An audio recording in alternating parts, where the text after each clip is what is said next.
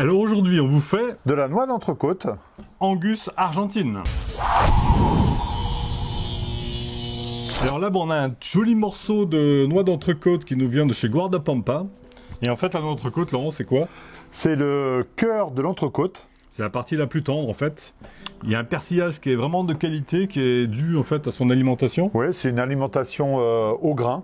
Alors là, on a une belle pièce, on a une pièce de 2,3 kg. Et on va la faire tout simplement, vous allez voir, on va faire ça tout simplement comme au four chez vous, sauf que nous, on va le faire dans le four Alpha, qui est un four à pizza, four à bois. On va juste la couper en deux. Deux morceaux avec deux rubs différents. Exactement. Qu'on va vous présenter. Et avec ensuite un joli marquage sur le Kamado. Et puis après, vous allez voir, parce qu'on vous réserve une jolie surprise, parce qu'on va voir comment dresser ça, peut-être un peu de manière... un peu laser, comme ils disent maintenant Top Chef, un petit dressage laser. Alors pour ça, on s'est inspiré d'une recette de Delphine Neuve-Église. Et on va faire ça sur une tartine grillée. Et dessus, on va mettre quoi, Laurent? On va mettre de l'ail, de l'huile d'olive, on va mettre des pleurotes, une tranche d'aubergine, des asperges sauvages. Les asperges sauvages appelées ortingales.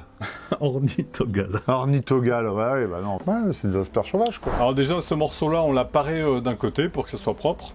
Étape numéro 1, on coupe la viande en deux, déjà pour vous montrer le persillage qu'il y a à l'intérieur, puis on pourra faire deux petits morceaux sympas. Alors là, on a deux petits rubs. Alors ça, c'est un ami qui nous les a filés. Des amis ouais, j'ai des amis. Mais ça m'a l'air d'être une tuerie, ça. Putain, l'odeur déjà. Ouais. Donc là, séance... Massage. Massage. Le tequila, là. Ça sent bon. Ouais. Alors, bon, on va mettre nos petites sondes internes. Donc ici, on vous rappelle de les mettre toujours. Mais toujours, hein. Non pas comme ça, mais comme ceci. Toujours, hein. Voilà, là, on va être bien à cœur. Bonjour, monsieur, c'est pour un sondage. On aurait sondé. On a 4 sondes. Voilà, là, on a... Non, bon. On est bien. Donc on a allumé le four Alpha. Alpha, on est à 100 degrés, donc c'est pas mal. On va le monter peut-être un petit peu. On va se mettre à 180. Je vais légèrement le monter. Alors déjà, petit 1, on va les mettre exactement comme dans un four. Donc là, vous pouvez le mettre dans un plat. Sinon, nous, on va le mettre sur des grilles. Super.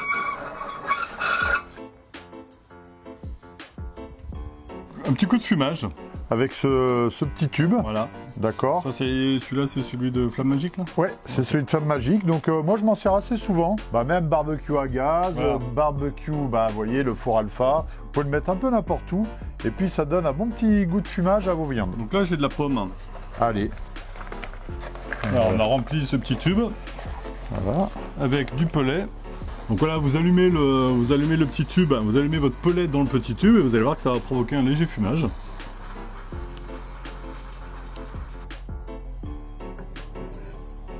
Donc là, avec le petit meter block, je peux l'utiliser avec le smartphone, mais je peux également l'utiliser en standalone. Donc là, j'ai utilisé la sonde numéro 1 et la sonde numéro 2, et là, je suis actuellement en interne à 9 degrés et 10 degrés. Donc on va venir chercher, comme on veut du saignant, on va venir chercher juste avant le marquage du 40 degrés. Donc là, pendant que notre viande cuit, on va préparer les tartines. Et ce qui va aller sur les tartines et qui nécessite de la cuisson, donc on a dit des petites tranches d'aubergine. Qu'on va huiler. Sur le Kamado, on a préparé le Kamado avec les grilles en fonte, les demi-grilles en fonte. Oui. Parce que d'un côté, il y a une grille de marquage, de l'autre côté, il y a une grille type plancha. Donc là, vous allez voir, on pourra faire notre marquage de notre viande et on va également pouvoir cuire nos légumes.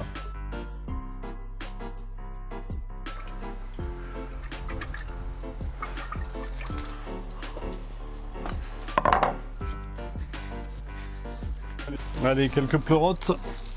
Je te laisse mettre un petit coup d'huile dessus. Ouais.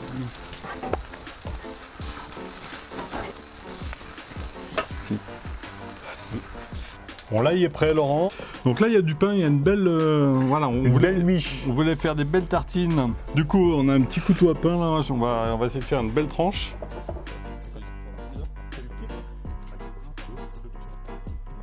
Donc voilà, on a deux belles tranches bien égales. Ouais, je vais les huiler là. On va les huiler.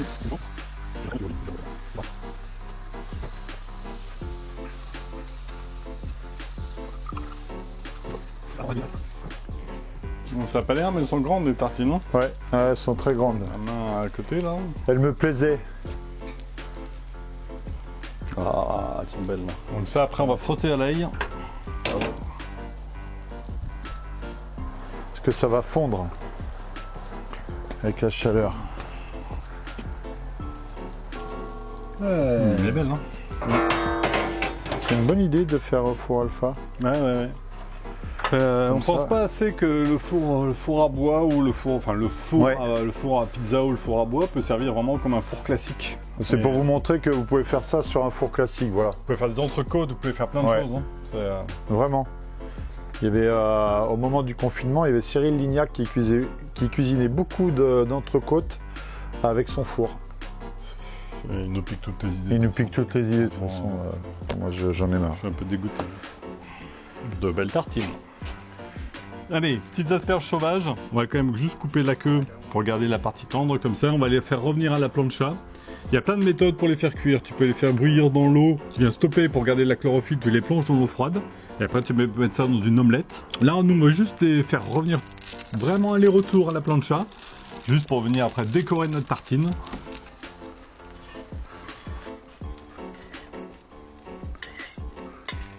Alors, dans 5 minutes, c'est bon, la viande, on l'arrête. Bon, alors, toutes nos cuissons sont faites. À chaque fois, on a fait juste du marquage. On veut que le légume reste croquant. Tiens, je t'invite d'ailleurs à goûter une asperge.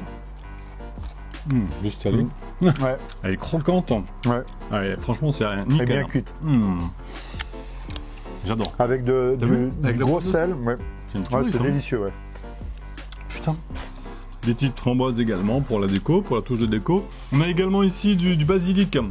Basilic grande feuille et basilic petite feuille. Quand vous faites un dressage, donc la feuille de basilic fraîche comme ça est très jolie. Faut pas que ça soit posé sur quelque chose de froid. La petite feuille de basilic, c'est sympa parce que ça va vous apporter un côté encore plus fin, plus esthétique dans vos dressages. On va vite le savoir. C'est beau quand même. Hein. Je me demande s'il faut la marquer. C'est bon, non? Moi, je marquerai pas plus. Non. Donc là, on a nos 2 belles pièces. Ouais. Alors, déjà, on est surpris parce que ça a bien croûté. Ouais, ça a croûté partout. Donc, c'est la première fois que je fais une viande, moi, au four. Au four, une entrecôte au four. Et une noix d'entrecôte. Une noix d'entrecôte au four, c'est très. Alors voilà, on l'a quand même marqué au monolithe par réflexe, j'allais dire. Ouais, mais franchement. Mais ça méritait pas forcément. Pas forcément, parce que vous voyez, avec le rub, ça a bien croûté la viande et l'odeur est là, hein, je vous dis pas. On va découper ça en fines tranches de manière à ce que ça fasse un peu type tataki, là, enfin. Vraiment des fines tranches. Comment pour tu les dis dresser. que ça fasse? Tataki. Tataki. Tataki. Alors attends, hop, ça je peux. Donc vous voyez, c'est déjà bien cuit quand même. Hein. On a laissé 40, mais vous pouvez faire encore un tout petit peu plus. Je fais encore une dernière tranche. Un peu plus soignant, vas-y. Ouais. Et après, je fais l'autre morceau. Du coup, première chose, on va mettre une petite aubergine. Et on va en mettre. Ensuite, la viande du coup. Ouais. Donc voilà, vous avez vu le dressage. Il n'est pas encore hyper doué, mais bon, ça fait quand même. C'est un bon début, hein. Delphine, tartine. tu te moques pas, s'il te plaît, parce que on pourrait se fâcher à un moment donné. Ça fait quand même une belle tartine. Moi, je trouve que ça fait une belle recette, une belle idée de recette, avec des éléments simples à cuisiner. Parce qu'on n'a pas mis beaucoup de temps. Franchement, on n'a pas mis beaucoup de temps. Non. C'est ça. Faut pas croire que c'est effectivement compliqué. Non, c'est pas compliqué. Alors après, la cuisson de la viande, effectivement, c'est à votre convenance. Il y en a qui vont dire c'est trop cuit, plus saignant. Ça, vous le faites vraiment comme vous aimez votre viande. Moi, je trouve. On va se la couper en deux. Ça se coupe bien en plus. Donc, comment vous pouvez portionner en fait pour vos invités. Hein. Moi, je vois bien ça dressé dans une assiette. Oui. Dans une jolie assiette. Avec comme quelques ça, feuilles de salade et franchement, ça vous fait le petit repas du soir à 4. Allez.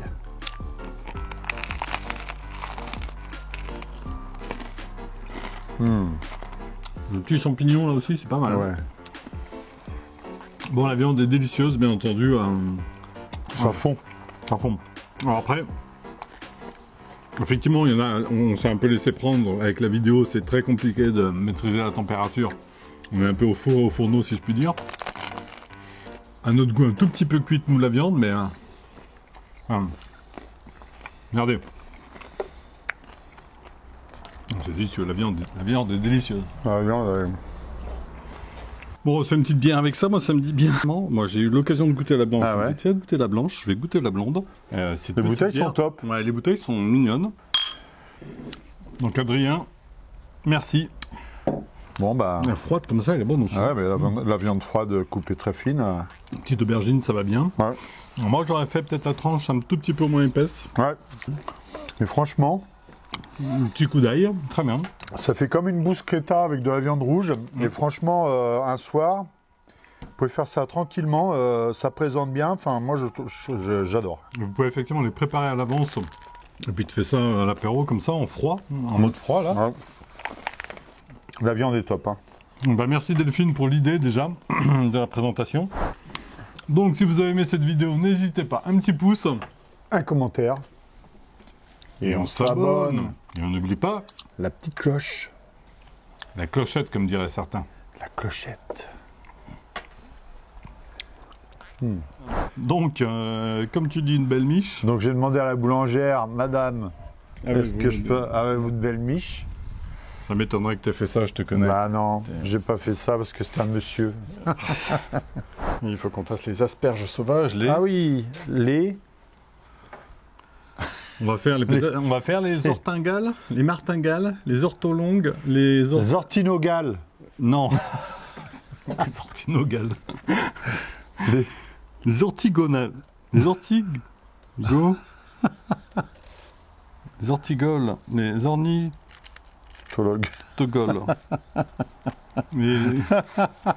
Les asperges sauvages, quoi. Voilà. Oh, excellent. Incroyable, ça. Ouais, je crois qu'on est prêt pour les championnats de France de On barbecue. est prêt à mettre la branlée à Diego. Si tu nous entends, Diego, une battle France-Italie, ça te dit? Ah non, excuse-moi, ils sont Attends, pas... fais gaffe parce que notre dernière battle France-Italie, on l'a perdu. Ah oui, c'est vrai. Ouais, ouais, mais bon, attends. C'est un professionnel. Oui, c'est vrai. Ouais, on est amateur, donc bon... Ouais, c'est vrai. c'est le seul moment où ils pourront battre la France, qu'ils sont pas à la Coupe du Monde, donc... Oh, pardon. Excusez-nous. Alors que non plus en rugby, c'est pas seulement qui nous battent. Non, c'est vrai aussi. Bon, ils peuvent nous battre au championnat de France de barbecue. C'est ça, il n'y a plus que ça, Diego. Il n'y a plus que ça pour toi. Diego, si tu nous entends.